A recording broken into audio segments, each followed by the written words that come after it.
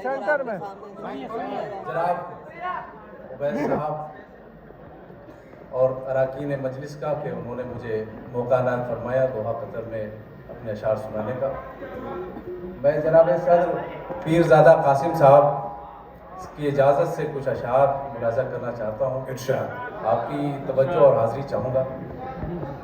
तशनगी अपनी सब निकाल आया, तशनगी अपनी सब निकाल आया, मैं समंदर पे खाक डाल आया। क्या तशनगी अपनी सब निकाल आया, दिल्ली में निकाल मैं समंदर पे खाक डाल आया। क्यों न हम याद ही तुझे कर लें, क्यों न हम याद ही तुझे कर लें, यूं ही बैठे हुए ख्याल आया। क्यों न हम याद ही तुझे कर लें, बहुत अच्छा है। यूं ही बैठे हुए ख्याल आया। हम सब परदेसी हवा से इस्तिफादा कर लिया है, हाँ, हवा से इस्तिफादा कर लिया है, चिरागों को लिबादा कर लिया है। अरे वाह वाह वाह वाह, चिरागों को लिबादा कर लिया है।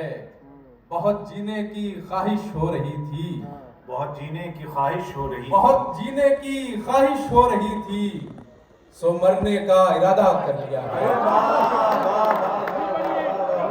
बहुत जीने की ख्वाहिश हो रही थी, बहुत जीने की ख्वाहिश हो रही थी, सो मरने का इरादा कर लिया है।